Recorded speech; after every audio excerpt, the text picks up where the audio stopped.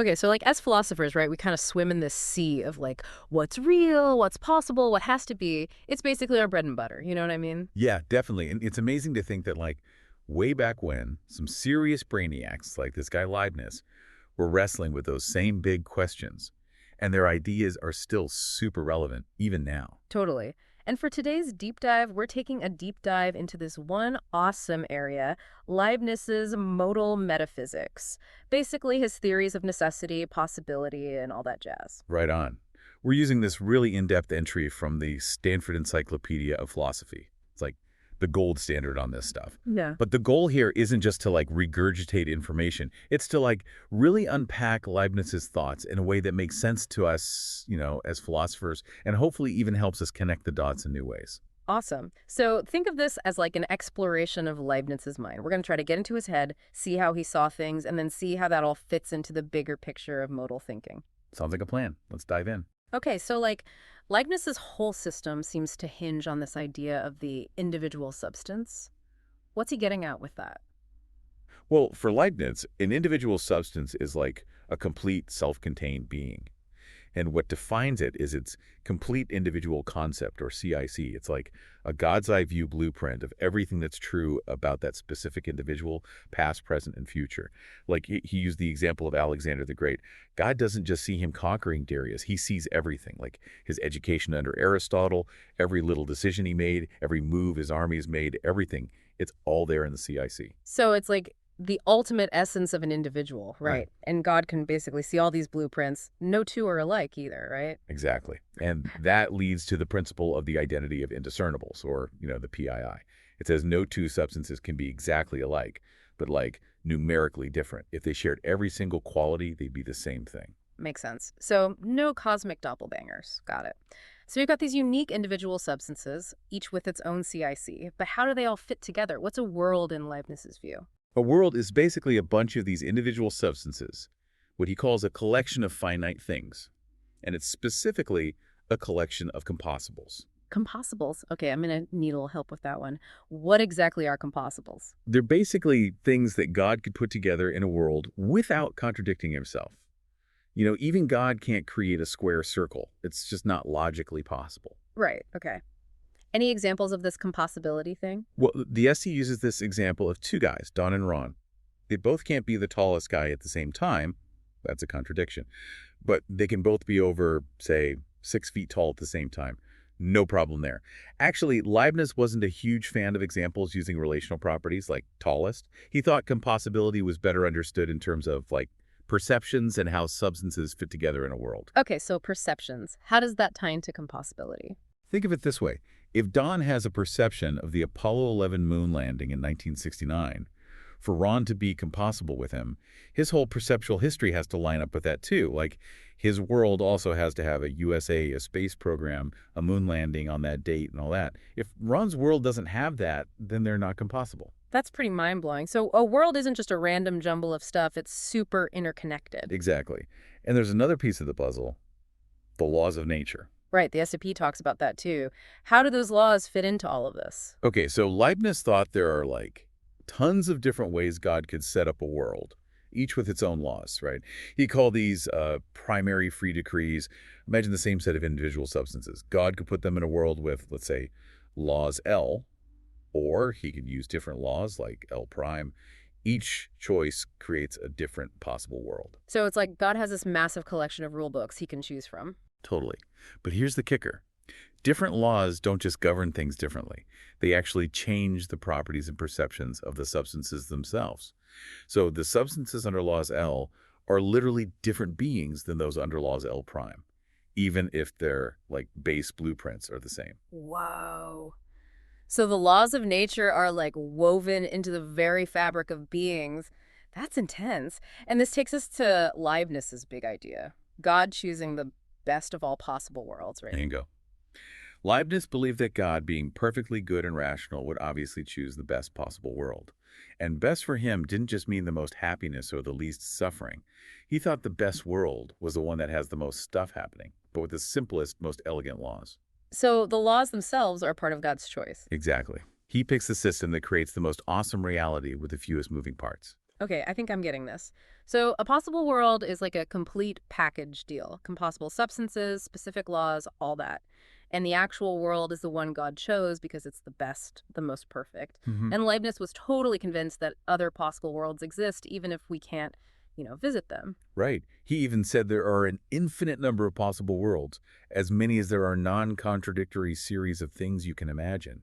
I did notice the essay mentioned this kind of simpler argument for infinite worlds, something about one object worlds. Yeah, it's kind of a basic argument. It just says you could imagine endless single object worlds, each with different properties, like a blue bowling ball world, a red one, a pizza world, and so on. Each one's possible, so infinite worlds. Okay, I see the logic. But Leibniz had his own more complex arguments, right? Something about novels and how complete series can't be contained in others. Yes. In his work on contingency, he argues that if every possibility existed somewhere, every novel ever written would have to be real, which is obviously not the case. He also talks about how different possibilities might conflict with each other. Like, if this happened, then that couldn't happen. It's like they get in each other's way. So each complete series has to be its own thing, and there are infinitely many of them. And novels are just like little glimpses into these possibilities. So these possible worlds are like ideas in God's mind, right? Fun. What about the beings in them? Do they also exist in some way before they become actual? Well, absolutely. For Leibniz, each possible individual has a complete individual concept, its essence. And these essences exist eternally in God's mind. It's like God's big book of blueprints. He even says in his Theodicy that all possibles exist in the realm of eternal verities.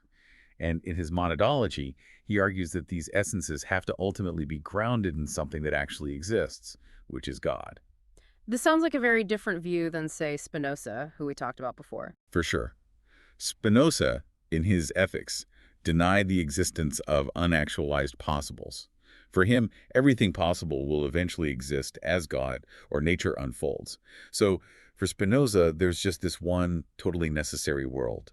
The difference is that Leibniz saw God as having a separate intellect and will, so God can think about a bunch of possibilities without actually making them all real. The Seppi also talks about Carnap and Plantinga connecting to Leibniz. What's that about?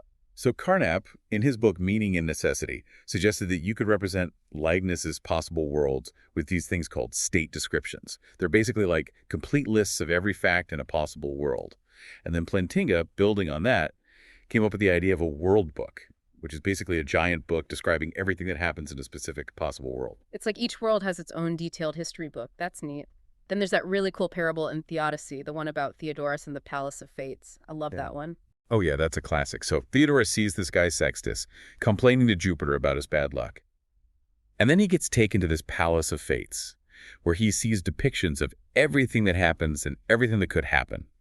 Athena explains that Jupiter looked at all the possibilities and chose the best one to make real. She even says that for any difference you can imagine from the actual world, there's a possible world for it. All these worlds exist as ideas in God's mind. It's like God's got this massive library of alternate histories. Exactly. And then there's the pyramid of worlds, with the best one at the top and infinitely many less perfect ones going down forever. The point is, these worlds are ideas, not real places you can visit. That's an important distinction. So how did Leibniz define like necessity, possibility, contingency? Did he use the modern idea of truth across possible worlds? Well, while his ideas kind of set the stage for that, his main account used his theories of truth and infinite analysis. Okay, infinite analysis. What's that all about? So Leibniz said, necessary propositions are those where you can break down the terms and eventually reach a point where the predicate is clearly contained in the subject. It's like the ultimate does statement, like a bachelor is an unmarried man. The analysis stops there. It's obvious. So with necessary truths, it's all about breaking things down until it's super obvious. Exactly. Even if it takes like infinite steps. Think of 2 + 2, 4. If you break it down, it becomes 1 + 1 + 1 + 1 + 1 + 1 + 1 + 1. That's an identity. It's undeniable. And didn't Kant call these truths analytic judgments? But he disagreed with Leibniz about whether math really fits that category. Right. Kant called them analytic, but he thought basic math was actually synthetic a priori. But a lot of philosophers today think Leibniz was right on that one. Okay, so for Leibniz, necessity equals reaching an identity. What about contingent truths? How do those work with infinite analysis? Contingent truths are the tricky ones. With them, the analysis goes on forever. You never reach a final identity. There's always a reason why something's true, but we can't grasp the whole chain of reasons. It's infinite. God, though, can see the whole thing at once, like with one glance. So God knows why, but we don't. Yep. Leibniz compares it to rational and irrational numbers. Sometimes the analysis ends, sometimes it just keeps going. Got it. So for contingent truth, the ultimate reason is God choosing this specific world with this specific chain of events, right? Right on. Okay, so how about possibility and impossibility? Where do those fit into Leibniz's infinite analysis thing? Basically, something's possible if you can analyze it forever without hitting a contradiction. Like, you never get to a point where you're saying A is not A. Impossibility is when you do hit a contradiction. So no square circles allowed. Exactly. It seems like, even though Leibniz didn't use our fancy modern jargon of possible worlds, his ideas really set the stage for that kind of thinking. Like, his ideas about truth and infinite analysis map pretty well onto how we think about possibility and necessity today. Oh, for sure. In his discourse on metaphysics, he even makes a distinction that sounds a lot like possible world semantics. He talks about necessary truths, where the opposite would be a contradiction, and contingent truths, which depend on God's choices. That's basically the same idea as necessary truths being true in all possible worlds and contingent ones being true in some but not others. The example of Julius Caesar crossing the Rubicon is helpful, right? It happened in our world, but it wasn't logically necessary. He could have stayed in Gaul, and that wouldn't have broken any logic rules. Exactly. We can imagine a possible world where a Caesar-like dude made a different choice.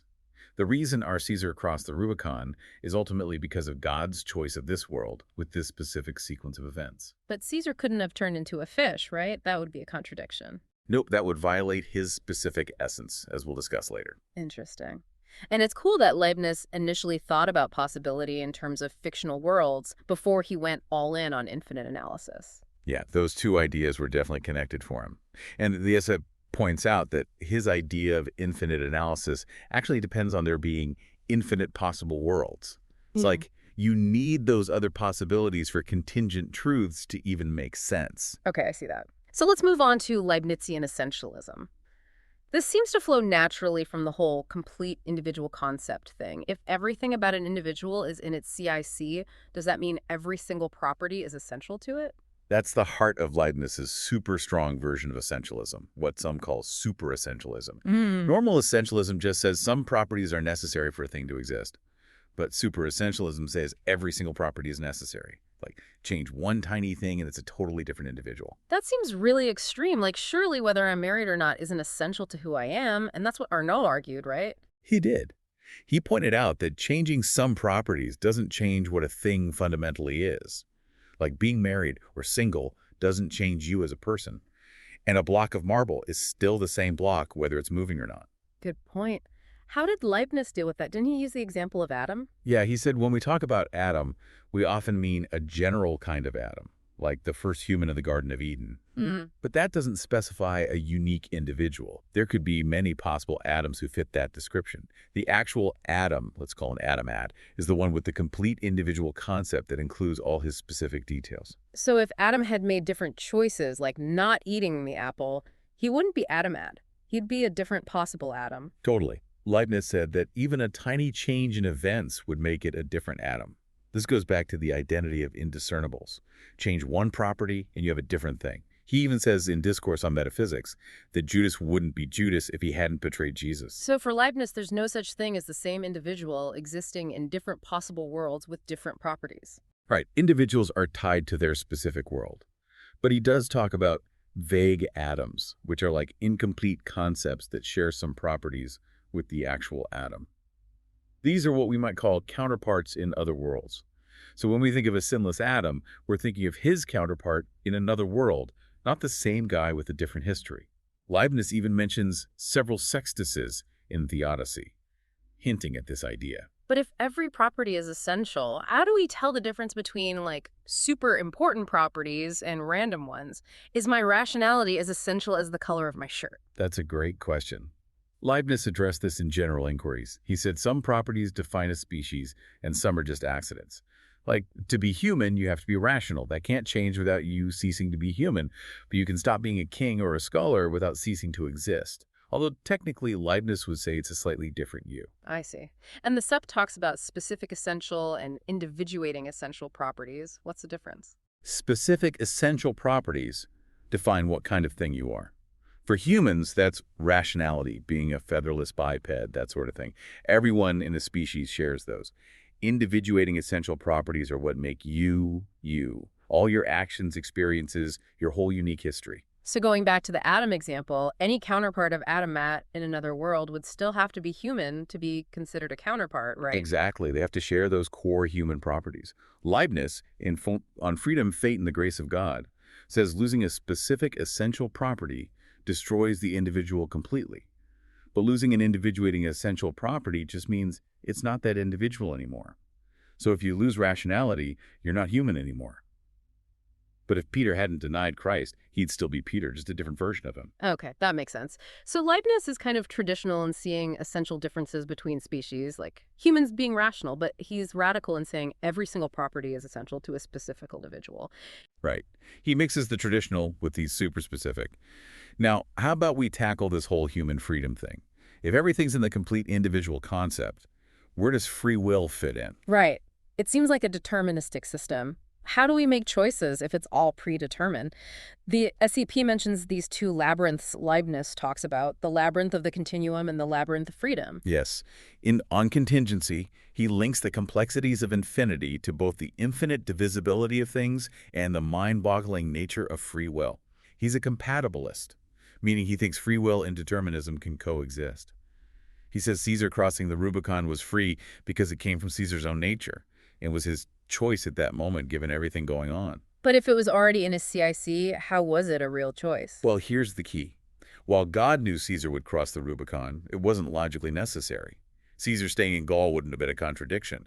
We can imagine another world where a Caesar-like guy stayed put. So it was certain but not necessary. And of course, Caesar couldn't have transformed into a trout. That would violate his essential human nature. So things are certain because God chose this world, but they weren't logically forced to happen that way. Exactly. Leibniz is big on this difference between certainty and necessity. He even says God inclines our souls without necessitating them. So when God chose this world, he chose our complete individual concepts, which include our free actions. It's all determined, but not in a way that rules out genuine choice. Okay, I think I'm starting to see how that works. So finally, the big question. Why this world? Why did God choose this one? Ah, yes, Leibniz's famous optimism. He truly believed this is the best of all possible worlds. The ACA talks about Adams's divine choice theory, which says God, being perfect, looked at all the possibilities and picked the best one. Leibniz gives a few reasons for this. The simple laws and the awesome stuff they create, the happiness of minds, and the idea that there are tons of different perspectives, with each individual reflecting the whole universe in its own unique way. But then there's this other idea of striving possibles, where essences basically compete to exist. Yeah, that's from On the Ultimate Origination of Things. The idea is that each essence has a drive to exist, and the more perfect it is, the stronger the drive. So the actual world is like the result of this metaphysical battle royale, where the best, most compatible essences win. So is it God choosing or essences battling it out? Which one is it? The usual way to reconcile these is to say that divine choice is the real explanation. God chooses. The striving possibles idea is more like a metaphor for how God evaluates things. He picks the best, most compatible essences. Okay, I can see that. So to wrap up our Leibniz deep dive, his whole system was kind of a response to other philosophers, right? Like Hobbes and Spinoza. For sure.